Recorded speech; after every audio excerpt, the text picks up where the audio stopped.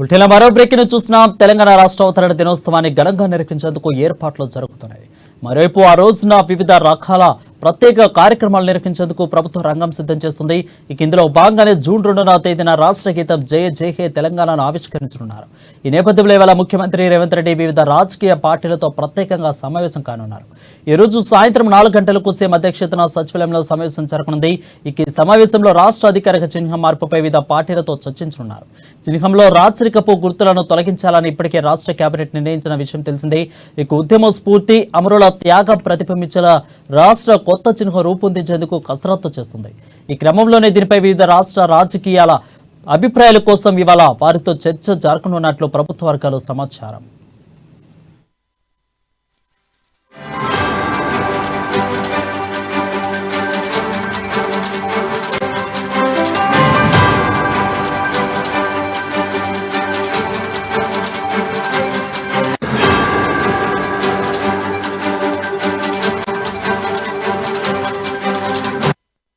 Hello breaking చూస్తున్నాం. తెలంగాణ రాష్ట్ర అవతరణ దినోత్సవాన్ని ఘనంగా నిర్వహించేందుకు ఏర్పాట్లు జరుగుతున్నాయి. మరోవైపు ఆ రోజున వివిధ రకాల ప్రత్యేక కార్యక్రమాలు నిర్వహించేందుకు ప్రభుత్వం రంగం సిద్ధం చేస్తుంది. ఇందులో భాగంగానే జూన్ 2వ తేదీన రాష్ట్ర గీతం జై జై హే తెలంగాణ ఆవిష్కరించనున్నారు. ఈ నేపథ్యంలో ఇవాళ ముఖ్యమంత్రి రేవంత్ రెడ్డి వివిధ రాజకీయ పార్టీలతో ప్రత్యేకంగా సమావేశం కానున్నారు. ఈ రోజు సాయంత్రం 4 గంటలకు సీఎం అధ్యక్షతన సచివాలయంలో సమావేశం జరగనుంది. దీనిపై మరింత సమాచారం మా ప్రతినిధి రాంబాబు లైవ్ ద్వారా అందిస్తారు. Rambabu, over to you.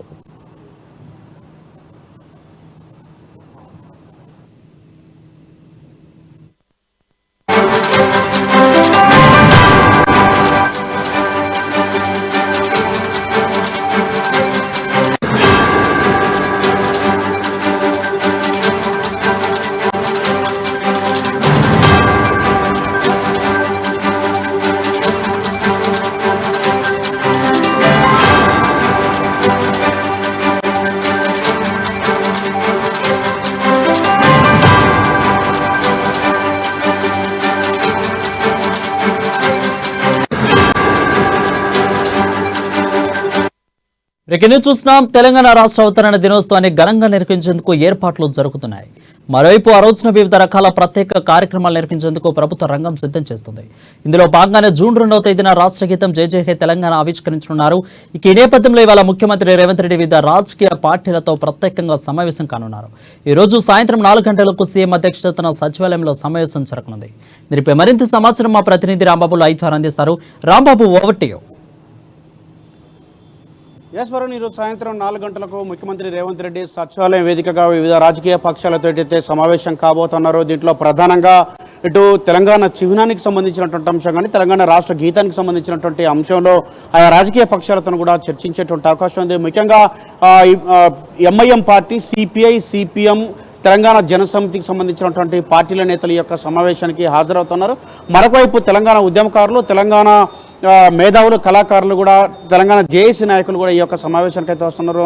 అందులో తెలంగాణకు సంబంధించినటువంటి తెలంగాణ జేఏసీకి సంబంధించినటువంటి నేతలు, టీజేఎస్ పార్టీకి సంబంధించినటువంటి టీజేఎస్ అధ్యక్షులు కోదండరాం, అదేవిధంగా సిపిఐ పార్టీకి సంబంధించినటువంటి కూనంనేని సాంబశివరావు, అదేవిధంగా సిపిఎం నేతలు, ఎంఐఎం నేతలు కూడా ఈ యొక్క సమావేశంలో భేటీ కాబోతున్నారు. వారితో పాటుగా ఇటీవల కాంగ్రెస్ పార్టీలో చేరినటువంటి మాజీ ఎంపీ, మాజీ పిసిసి అధ్యక్షులు కేశవరావు కూడా ఈ యొక్క సమావేశానికి వస్తున్నారు. వారితో పాటుగా తెలంగాణ ఉద్యమకారిని, కాంగ్రెస్ పార్టీ నాయకురాలు, మాజీ ఎంపీ విజయశాంతి కూడా ఈ యొక్క భేటీకి హాజరు కాబోతున్నారు. విజయశాంతి కూడా గత కొన్ని రోజులుగా తెలంగాణ కాంగ్రెస్ పార్టీ అసెంబ్లీ ఎన్నికల్లో ప్రచారంలో పాల్గొన్న తర్వాత మొదటిసారిగా ఇటు అంటే ప్రభుత్వం వచ్చిన నుండి ఇప్పటి వరకు అయితే ఇటు పార్టీ కార్యక్రమాలకు దూరంగా ఉంటున్నటువంటి విజయశాంతి ఈ రోజైతే ఆ సచివాలయానికి అయితే ఈ యొక్క ముఖ్యమంత్రి రేవంత్ రెడ్డితో భేటీకి అయితే రాబోతా ఉన్నారు. మొత్తానికైతే తెలంగాణ ఉద్యమకారులు, కవులు, కళాకారులు, మేధావులు, వివిధ రాజకీయ పక్షాలు అయితే ఈ యొక్క భేటీకి అయితే హాజరు కాబోతున్నారు. తెలంగాణ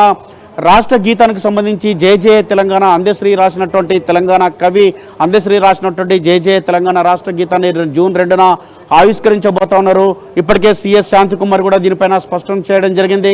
ఈ యొక్క సీఎం చేతుల మీదుగా ఈ యొక్క ఆవిష్కరణ ఉంటుందని చెప్పడం జరిగింది. కానీ ముఖ్యమంత్రి రేవంత్ రెడ్డి ఢిల్లీకి వెళ్లి సోనియా గాంధీని యొక్క సభకు రావాల్సిందిగా పెరేడ్ గ్రౌండ్లో నిర్వహించేటువంటి సభలో సోనియా గాంధీని సత్కరించాలని, అదేవిధంగా అమరవీరుల కుటుంబాలను సత్కరించాలని చెప్పి ప్రభుత్వం నిర్ణయం తీసుకుందని ఇప్పటికే అమరవీరుల కుటుంబాలను తెలంగాణ ఉద్యమకారులను పిలిచేటువంటి బాధ్యతను కూడా ఇటు ప్రొఫెసర్ కోదండరామ్కి యొక్క బాధ్యతలు కూడా అప్పగించినటువంటి పరిస్థితి. ఇప్పటికే వాళ్ళందరికీ కూడా ఇన్విటేషన్ కూడా ఇచ్చినటువంటి పరిస్థితి. మొత్తానికైతే ఈ యొక్క కార్యక్రమంలో సోనియా గాంధీ వస్తారని చెప్పేసి ఆమె చేతుల మీద ఈ యొక్క ఆవిష్కరణ ఉంటుందని చెప్పేసి ముఖ్యమంత్రి రేవంత్ రెడ్డి చెప్పినటువంటి పరిస్థితి ఢిల్లీలో చూసాం. అదేవిధంగా దీనికి సంబంధించి ఏదైతే కొంత వివాదంగా ఉన్నటువంటి పరిస్థితి ఉన్నది, తెలంగాణ రాష్ట్ర గేయం విషయంలో కానీ లేకపోతే చిహ్నం విషయంలో కానీ బీఆర్ఎస్ పార్టీ అభ్యంతరం వ్యక్తం చేస్తూ ఉన్నది. గేయం విషయంలో బీజేపీ సానుకూలంగా వ్యవహరిస్తూ ఉన్నది. మరి ఈ అంశాల దృష్ట్యా ఇప్పటికే ఇటు వరంగల్లో బీఆర్ఎస్ నేతలు కాకతీయ తోరణం తీసేస్తారని చెప్పేసి ఆందోళన చేయడం, ఇటు ఇలా కేటీఆర్ కూడా చార్మినార్ దగ్గరికి వెళ్ళి ఆందోళన చేసినటువంటి పరిస్థితి, చార్మినార్ తీస్తామని చెప్పి. ఈ నేపథ్యంలో ఇటు ఎంఐఎం పార్టీ నేతలు కూడా ఈ యొక్క సీఎంతో భేటీకి హాజరు కావడంతో అత్యంత ప్రాధాన్యత సంతరించుకుంది.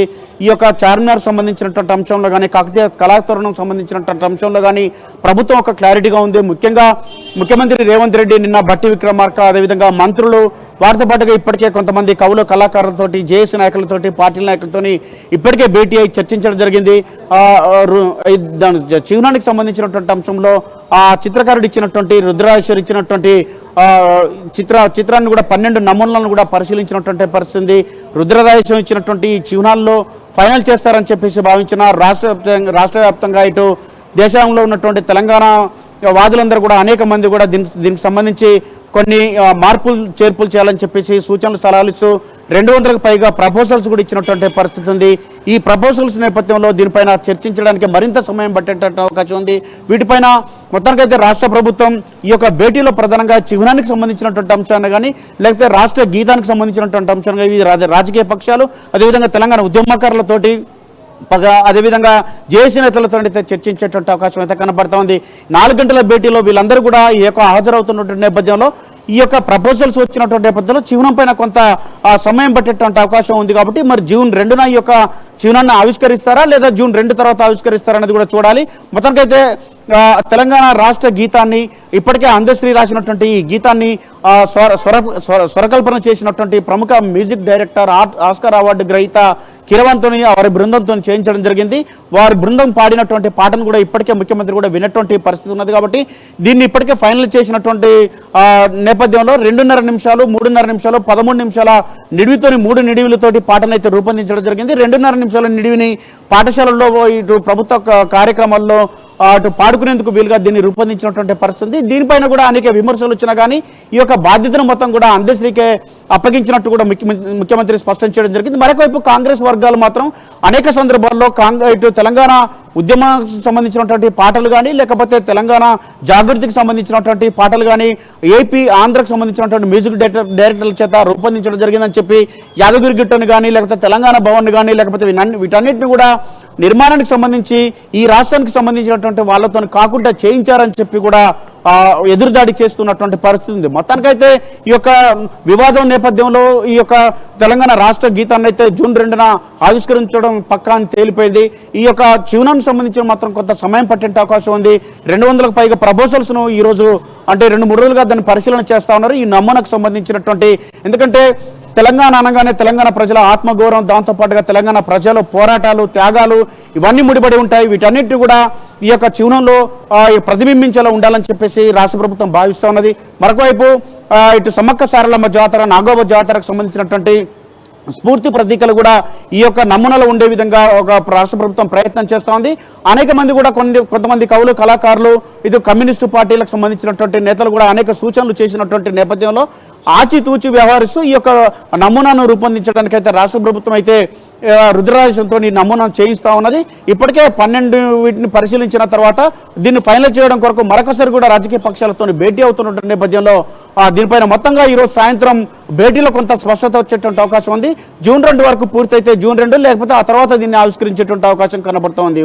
Varun, right, thank you Rambabu for the update.